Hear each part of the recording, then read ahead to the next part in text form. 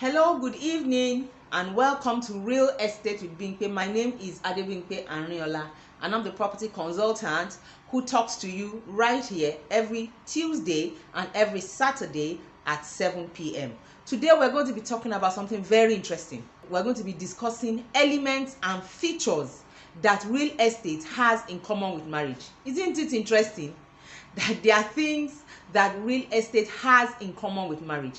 When you understand these things, some things you will find in real estate will not be a surprise to you. They will not catch you unawares, and you will be able to upfront do some things right when you have these things at a very relevant corner of your mind. They pop up, like you have pop-ups on screens.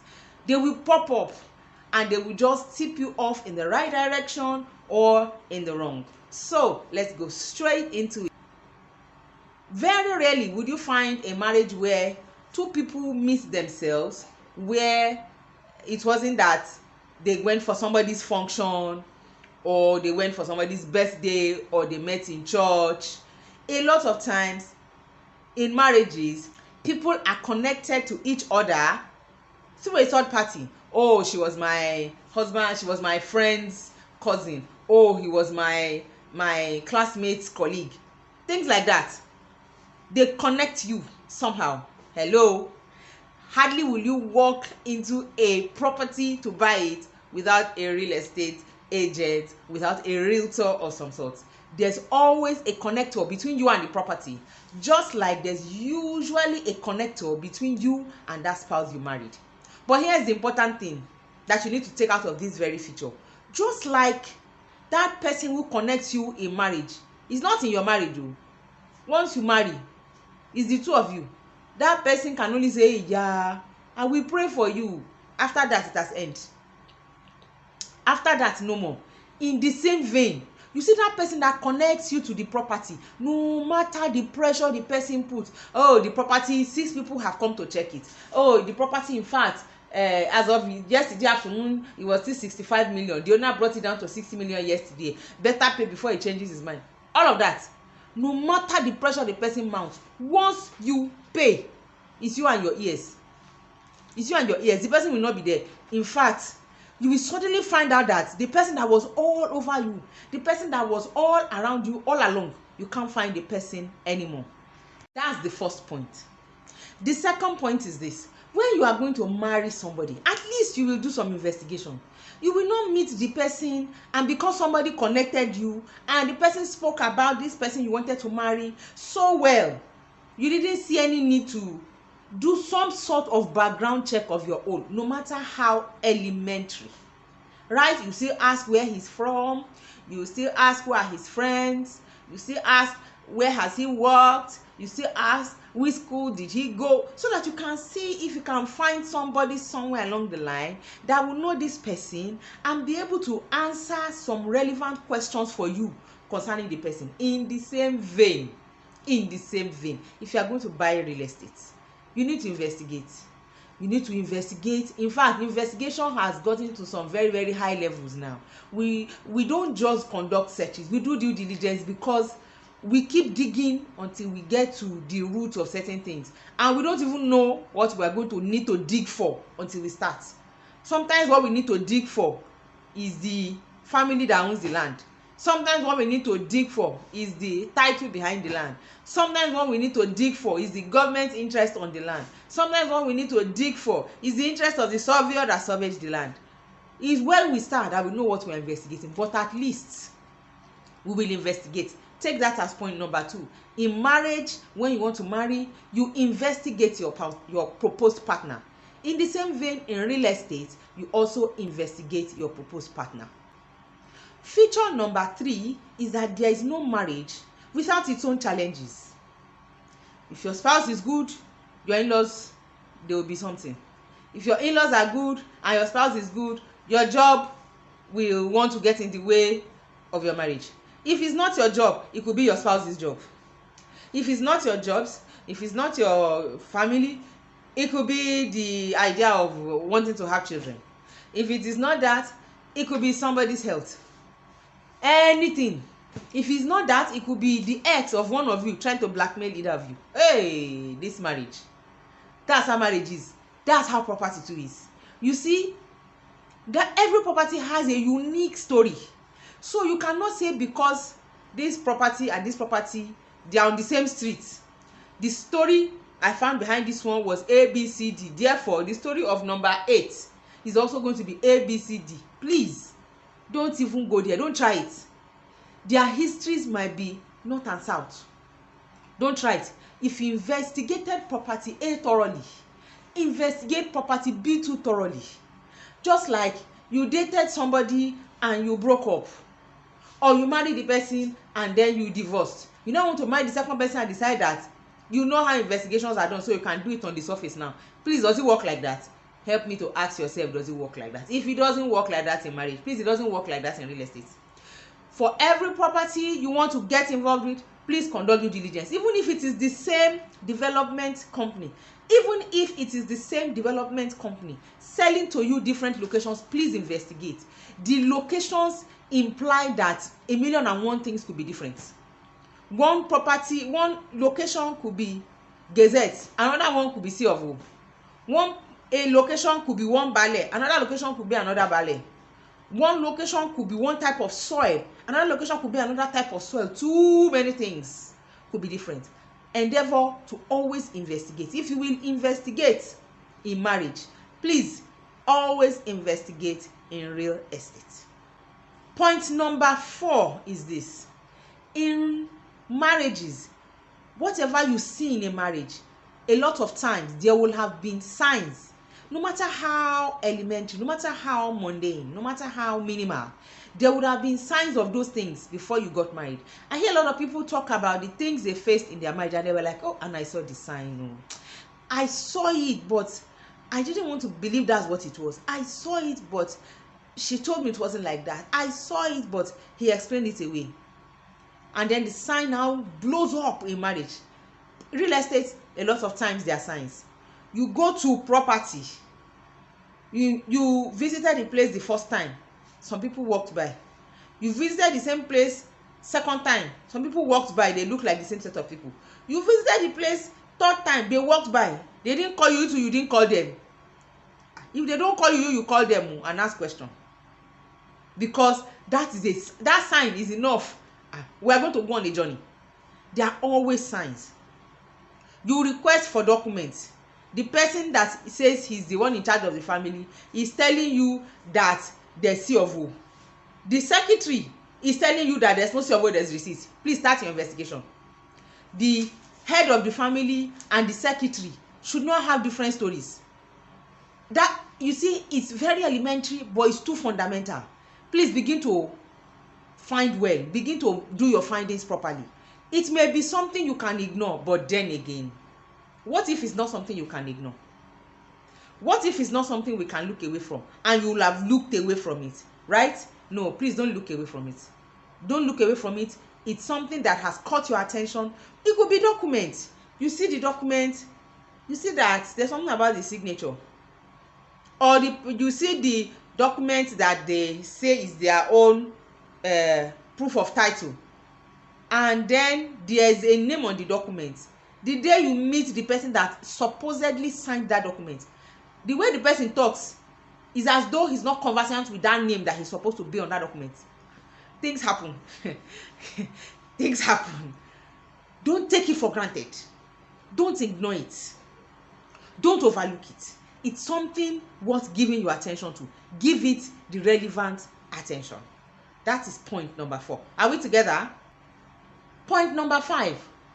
Do you realize that when you marry a person, you marry the person with their background, with their challenges, with their fears, with their worries, with their successes, with their accolades, with their awards? You marry them with everything. It's the same in property. In real estate, you are going to buy property with everything it comes with. It comes with a lot of baggage. You just might not know. Oh yes, I'm coming to that. But you buy it with everything. You buy it with the idigi, the 6. There are 6. they tell you there are 6 heads of divisions in that family that's selling to you. You buy it with the entire knowledge of the 6 bundles, with the 6 representations. The property, it had C of O, and then something happened, it was acquired, and then ratification was done. You buy it without ratification. I hope you confirm the ratification and all the stories behind it. The property, the owner died, intestate. He has 4 children, or let's say he has 5 children. 4 are available. 1 has traveled abroad and they've not heard from him for 20 years. So the 4 will sign for you. You know that you are buying it with caveat, but I won't say you shouldn't buy, but we know the caveat. You are buying it with the caveats. The property is on a street where there's no drainage. And it rains, heavy rains. You are buying it with everything. The property, there are tenants sitting on it that they've given notice to quit and they've paid them to move out. And they've given, you see proof that they've told them to move out. But alas, we believe that they will move out immediately the way they said it. I have known somebody who, they sold property, they gave these people notice to quit, they gave them money to move out, they still didn't move out. Oh yes, fantastic woman. I told her I've never seen a landlady like you. They still didn't move out. The tenants that now didn't move out took the landlady to human rights. Can you just beat that? They took her to human rights. The person that bought, didn't he buy with everything? But he will resolve it now. He will resolve it and he will move on. So it is not to say that, okay, because it has one challenge, there's no going forward. There are lots of challenges you will find that are surmountable. There are some that there are no go areas. No, there are some that are. There are some titles that merely seeing the name on it, I will tell you, you don't need to pay me for investigation. You see these documents. If you want to buy, let's go ahead and go and buy. If you want to listen to me, just walk away. But there are some that you will see issues that you will deal with, because there's always something to deal with. Just like there's no perfect spouse, you will have to deal with something. In the same way, there's no perfect land. Let nobody deceive you that there's, even in an estate where all of you have estate rules, estate regulations and all of that, you will still have some neighbors that you didn't plan for, what the baggage they are bringing into the estate. Are you going to investigate the people who are coming to buy with you? You cannot do that now. So that is, and something that is going to evolve along with the property you are buying, and you will buy and you will deal with it as it goes. You take it in your stride. That's what the English people say. They say, I took it in my stride. You will take it in your strides, because that property was a good deal anyhow. There's no perfect spouse, just like there's no perfect property. Okay, you see this one, it's too fine. You see that one, it's on the main road. Trailer will be passing at night and making noise. You see the other one, it's up a hill. It's up a hill, and your wife likes to go on strolls. When she goes there, it will be difficult for her to climb up. You see the next one, it's family that you are going to be talking to. You don't want to talk to family. There's no perfect transaction. When we enter into the transaction and we find all things being equal is a good transaction, we put the cards on the table and we play them. We find our joker and we use it to play the card. There's no perfect property, just like there's no perfect spouse. That's the reality and that's the truth. So there's no one size fits all. There's no one way to deal with all. There's no one way to verify all. There's no one way to solidify title. There are elements you can use in all, but there's no one size that everybody can use. It's a lie. There's no such thing. That's why when the transaction comes, we ask a new set of questions every time based on what you see. We ask a new set of questions every time, and we use those questions and their answers to take decisions. Number 6, a good marriage is a product of hard work. Ask those who have been married for 35 years, for 40 years, and they are smiling and holding hands. It's a product of hard work. You walk through the challenges, you walk the uphills, you walk the downhills, and you walk them holding hands. A good property is the product of hard work. You get the property. Even if you work with a developer develops, gives you people the property. The people you are sharing the estate with, they are on the one hand. The title you have, if they tell you extension in progress and you decide to buy, of course you will buy it cheap, but whatever you find in there, you'll be dealing with it as it goes. So every good property, every property that you say, oh, I've been here 20 years, it's because you've done something to secure it. Some people were the ones that dug the gutters on their streets so that the streets will have peace. I know one landlord that he was an engineer. He used his influence and, you know, availability of some things to him to dig the gutters on his street. That was when his house and other houses had peace. Some people, they buy from development companies and the companies promise heaven and earth and deliver 1/3, but they're not going to walk away. No, they bought and they're living there. Oh yeah, we make it work, we take it one day at a time. Okay, we need to set up a resident or owners association. You start the process. Yes, okay, we need to deal with security. You don't want bikes coming in. They promise you they didn't deliver. If you want to sue them, you sue them. While you are suing them, you still secure your life. That's just the way it is. And at the end of the day, somebody might not come into that estate 15 years later and say, oh, I like this your estate. The person doesn't know what you went through. The person doesn't know how much you had to pay, not only in cash, to make that estate what it is. Right? Every good marriage requires hard work. Every good property, after many, many years, they also have a story that the owners can tell you. I can tell you too many stories. Too many. But ask people who have dealt with property long enough. A lot of them will tell you the stories that came with those properties and with making a success out of them.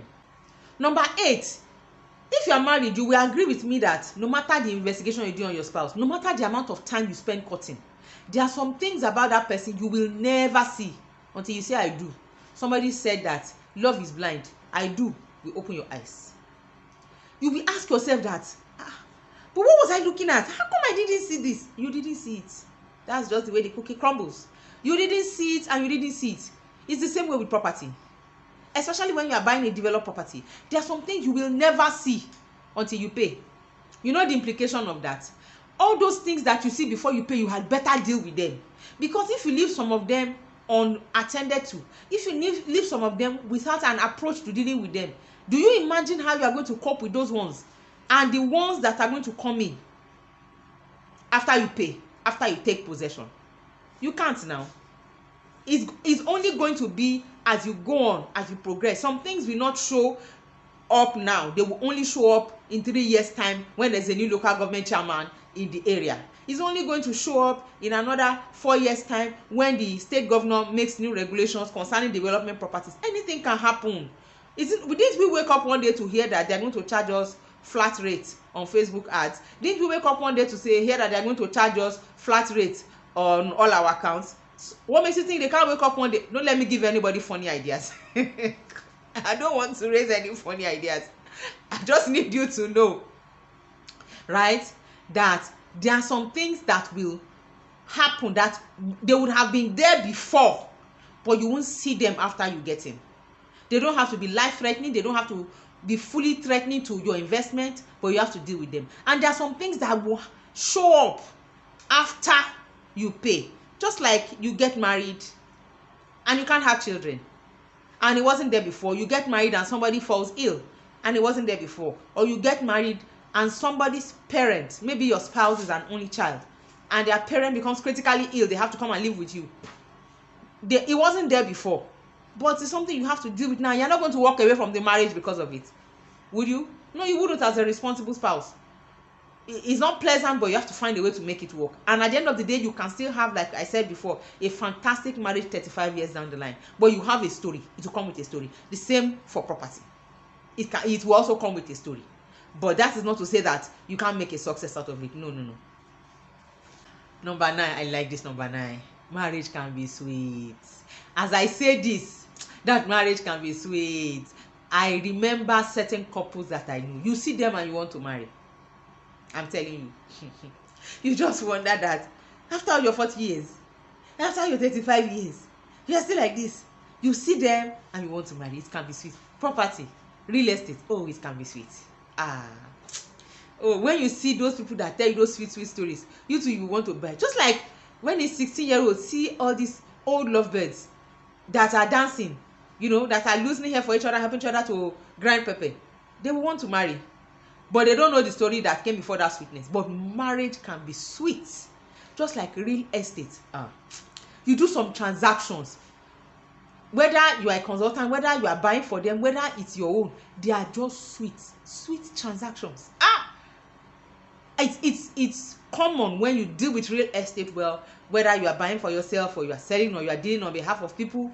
Real estate can be very sweet. There are some juicy transactions that you may have been doing some turbulent ones. This one is just as if you just walk in and it's just so sweet, so smooth sailing, and you wonder that it's too good to be true. Sometimes it's not too good to be true. Sometimes it's not too good to be true. It's just good like that. I remember there was one property we were trying to sell, our own property, and we had been at it for about a year and a half.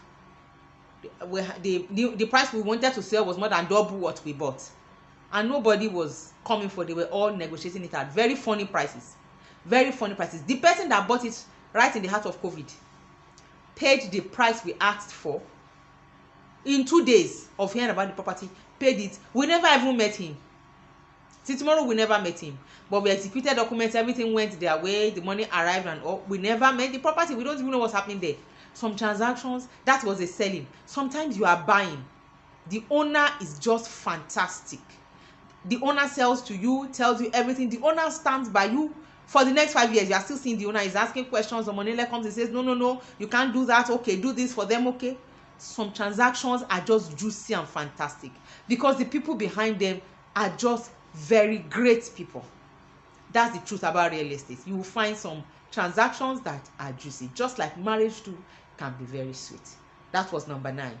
Please, I beg of you, the same way marriage counselors will tell you not to rush into marriage so that you do not rush out of it, the same way don't rush into real estate so that you won't rush out of it. All that first sale, buy today, please let that buy today be for the next prospect. Let it not be for you. First sale, buy today, because they say it's first sale, it should have been 75 million. They are selling it at 25. Don't go there. So you should buy today. That's your 25 million today. By the time you hear the true story of what it is tomorrow, that your 25 million will sound like 50 million in your ears. Don't go there. Don't ever rush in.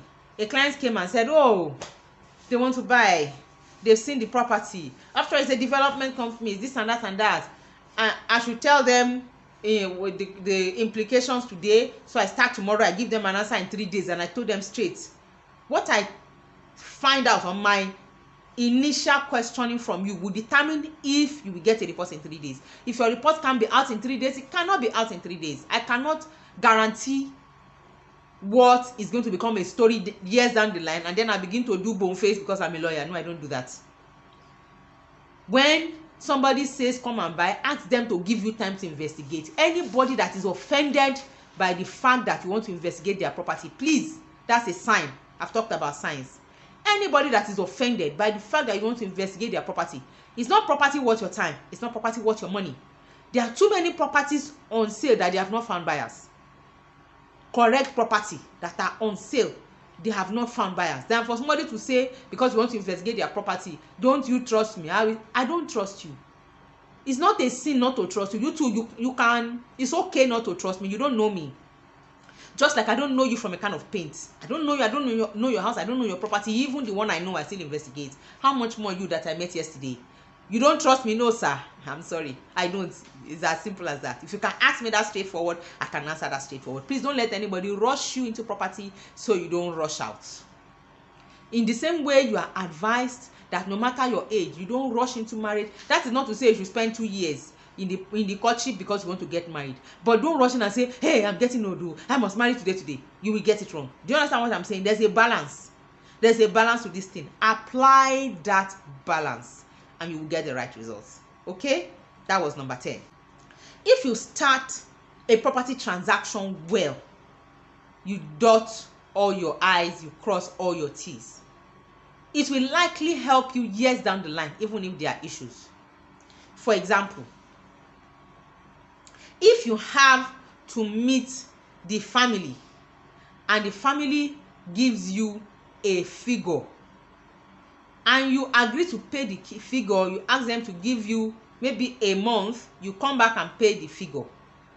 It's different from they give you a figure you now get somebody, call the secretary from the back, that the secretary should help you get that receipt at half the price. You see that half that you kept in your pocket, I promise you, you will pay it. It's only a matter of time. It's a promise I make with these people. It's a promise I make. I have a client who bought property. Well, the property was allocated to the client by the government, but I suspect that the property was allocated based on relationship. So a lot of due process documents are not in the file. So the client is hammering that they have an end product document. I keep telling the client, if you allow them take you to court and open that file, there's likely to be problem, because you and I know there's nothing in that file. You need to handle the initial days of your real estate transaction well, so that you don't have problems in the future. Just like you need to handle the initial days of your courtship and your marriage well. They set a foundation for that marriage. Just like you need to handle the foundation days of your child raising well, so that that child will not have issues and then be trying to bend a stiff stick later. In the same way, handle the elementary days, the elementary questions. Don't parley who you shouldn't parley unnecessarily. Don't look at things through the eyes of sentiment. Do the proper thing at the beginning. Let them know you for certain things. No, this is not going to work. This is going to work. It's better for you at the end of the day. It sets a good foundation for you to build the entire business transaction on. That was number 11. Now, just like every marriage has a ceremony and starts with a certificate, in the same way, every land transfer has a ceremony and it starts with a document. You don't have land until it's properly transferred and until you have documents of transfer, whatever those documents are. That's not the topic for today. But a lot of times, because of fraudulent transactions, we try to create certain ceremonies around transfer of title, and we hold those titles there. The same way a woman, she will keep her marriage certificate at the bottom of her box, because that certificate means a lot to the marriage, and that was the beginning of the marriage. In the same vein, that's your land, that's your real estate, that's your property investment journey starts with all the investigation and how the title is going to be transferred and the documents that are issued for you at the beginning. It has that in common with marriage. Marriage has preliminary processes, it has a ceremony, it has certificate. Real estate, it has preliminary processes, it has a transfer method, a ceremony or something you can say, okay, how was it transferred, when was it signed, how was it signed, who did what, and it has documents. It shares that in common with marriage. That was number 12. Number 13, just like real estate is an investment, marriage is an investment. Just like marriage is an investment, real estate is an investment, because it will demand. In the same way you want to buy property, you have the value of the property. Even if you are buying from a developer, from a real estate company, you have the value of the property, you have development charges, you have estate dues, you have estate rules, you have things you are going to bend to, adaptations you are going to make in the name of that real estate investment. The same way goes for marriage. It will demand a lot from you. After you have bought the property, you are going to want to either develop or take possession or secure or something. That is when your real estate journey on that particular property starts. In the same way in marriage, your journey starts after ceremony and certificate. You now begin to build the marriage the same way you build the house. Can you see? So the things that you encounter in real estate, they are not really new phenomena to us. We just assume that they don't apply to real estate, and we take real estate as standalone. No, this one is different, so I can do it like this. Be careful. Consider all these elements, consider all these features as they apply to your real estate investment journey. So these are the things that real estate has in common with marriage? I hope you'll be able to ponder upon them, gather some relevant thoughts, and take action on them. Meanwhile, if you have questions, I'm very open to answering your questions. Please put them in the comment section. I respond to comments myself. I will answer your questions. If you have a topic you want me to cover, please drop it in the comments section too. I will look at it and I will do my best to attend to your concerns. If you got value from this video, you can help me by hitting the like button. If you are not subscribed, please subscribe to this channel and hit the notification bell so that when you get on YouTube, you are not looking for my last video. There will be a notification when it goes live and it will be waiting for you in your notification bar so you can watch it. You may even be online when it goes live and just say, okay, this video is live, let me take a look at it. This has been Real Estate with Bimpe. Thank you for giving me some of your time. Till I come again next time, remember that in real estate, always ask the right questions. Real estate transactions remain one of the juiciest investment opportunities that are available in the world today and in Nigeria. I still hold that to be true. Take care and bye-bye.